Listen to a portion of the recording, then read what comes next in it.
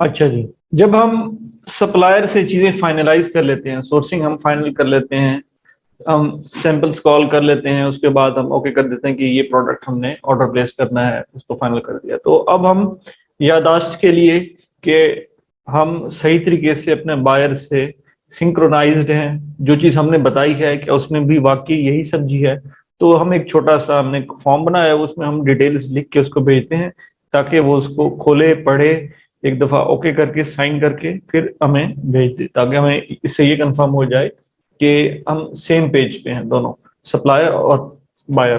तो ये एक छोटा सा कॉन्ट्रैक्ट है, ये मैं आप लोगों से एक्सप्लेन करने लगा हूँ। बेसिकली इसका मकसद जो है, इस कॉन्ट्रैक्ट का जो मकसद है वो ये है कि हम सेम पेज पे हों, ना कि कोई लीगल बाइंडिंग। लीगल बाइंडिंग के लिए हमारे पास अली बाबा और उसकी ट्रेडिशनल्स मौजूद है, तो ये सिर्फ हमें सेम पेज पे रखने के लिए। तो ये स्टार्ट होता है जिस तरह से, ये एक जो है वर्ड की फाइल है, इसमें मैंने कुछ चीज़ें येलो कर दी हैं जो आपने चेंज करनी है, लेकिन इसको एक दफ़ा लाजमी पूरा पढ़ना है और इसमें जो रिक्वायर्ड चेंजेस हैं वो कर लेनी है। Contract for the manufacturing of garlic press between, तो यहाँ पे आपकी जो है प्रोडक्ट का नाम आ जाएगा गार्लिक प्रेस की जगह पे, the buyer and the supplier. Buyer, अब आपका नाम आ जाएगा, या सेल्स रिप्रेजेंटेटिव जो है या जो डायरेक्टर्स है उनका नाम आ जाएगा, सॉरी यहाँ पे कंपनी का नाम आ जाएगा, यहाँ पे डायरेक्टर का नाम आ जाएगा, यहाँ पे ईमेल आ जाएगी, डिलीवरी एड्रेस कोई है, अमेजोन का है, या अगर आपने बाद में देना है तो ये लिख देंगे, address will be provided later on before the production is complete, और अगर आपने डीडीपी टर्म्स नहीं है तो एड्रेस वाले को हल छोड़ देंगे। फिर सप्लायर की डिटेल्स, आपने ये डाटा सप्लायर से लेना है, उसकी कंपनी का नाम, एड्रेस, सेल्स पर्सन का नाम, ईमेल, फोन नंबर, ये सारी डिटेल अपडेट कर लेनी है सप्लायर से लेके। डेट ऑफ द कॉन्ट्रैक्ट, यहाँ पे डेट आ जाएगी, अब कितने यूनिट्स आप परचेज कर रहे हैं, क्वांटिटी जो है पैक्स में, आप क्वांटिटी यहाँ पे लिख देंगे कि 7000 पैक्स या यूनिट्स हम परचेज करवा रहे हैं। आपकी जो प्राइस तय हुई, एफओबी है, ईएक्सडब्ल्यू है या डीडीपी है, जो भी हुई वो आपने यहाँ पे लिख देनी है। टोटल इतने यूनिट्स और उसकी वैल्यू इतनी बन रही है वो भी आपने यहाँ पे लिख देनी है। नेक्स्ट है आपकी पेमेंट टर्म्स। पेमेंट टर्म्स जो है यूजली होती हैं 30-70, मतलब 30% एडवांस और 70% प्रोडक्शन कंप्लीट और इंस्पेक्शन क्लियरेंस के बाद। जब इंस्पेक्शन होके हम उसको एक्सेप्ट कर लें फिर उसके बाद 70% हम पेमेंट करेंगे। तो 30% वैल्यू के 30%, ये 14,000 का 30% क्या बन रहा है, 4200 यूएसडी। तो ये हमने वो लिख दी कि हम इनिशियल पेमेंट इतनी करने वाले हैं। फिर है आपका जी प्रोडक्ट स्पेसिफिकेशंस। तो इस पैरा में हम अपने प्रोडक्ट की तमाम डिटेल्स जो हमने स्टार्ट में शेयर की थी वो एक दफा दोबारा बताएंगे सप्लायर को यहाँ पे मेंशन करके, ताकि उसको कंफर्म हो। अब इसमें पहले तो प्रोडक्ट का नाम आ जाएगा, फिर उसकी फिनिशिंग टाइप आ गई। फिनिशिंग टाइप, कुछ प्रोडक्ट्स में फिनिशिंग टाइप होती है, जैसा कि स्टील की प्रोडक्ट्स हैं, ये गार्लिक प्रेस है, ये कुछ और है, स्टील की प्रोडक्ट्स हैं। तो इसमें तीन तरह की फिनिशिंग आती हैं, मिरर लाइट है, मैट है और हाईलाइट है। तो इसमें हम जो ले रहे हैं तो हमने वो स्पेसिफाई कर दी, the product has the following finishing types, the buyer is purchasing mirror light finishing not 1 और 3। तो हम 1 या 3 नहीं ले रहे, बल्कि ये 2 मिरर लाइट ले रहे हैं, मैट और हाईलाइट नहीं ले रहे। तो उसके हिसाब से हमने रेट भी वही निगोशिएट किया हुआ है। फिर प्रोडक्ट की जो पैकिंग है वो हमने बता दिया कि एक पिंक पाउच में हमने इसको पैक करवा दिया और उसका ये साइज है। वेट प्रोडक्ट इंक्लूडिंग पैकिंग हमने बता दिया, इससे ज्यादा नहीं होना चाहिए।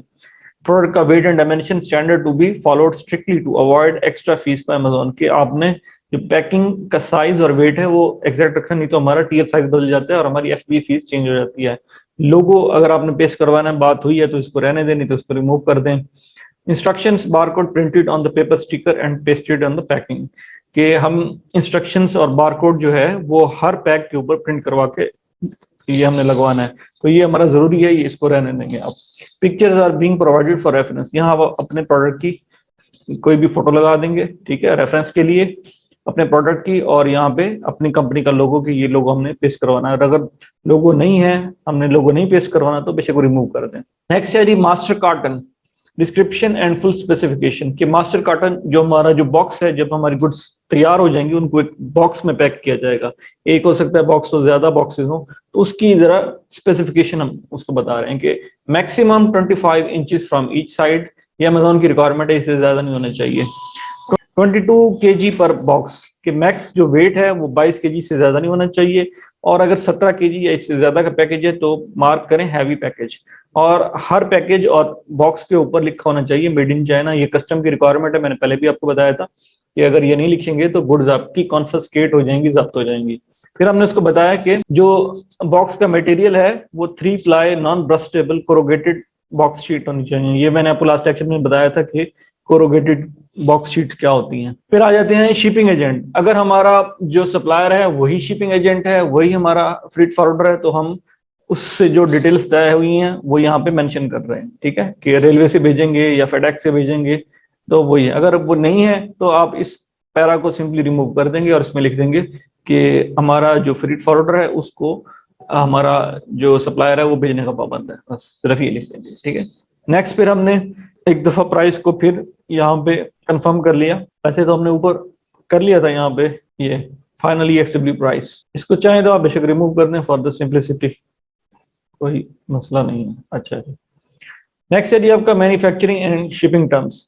सप्लायर ने आपको जितना लीड टाइम बताया, उसने बताया इतने दिनों में मेरी ये प्रोडक्शन कंप्लीट हो जाएगी, वो आपने लिख देना है कि 10 working days manufacturing time from the date of 30% payment, कि जिस दिन हम 30% पेमेंट करेंगे उससे 10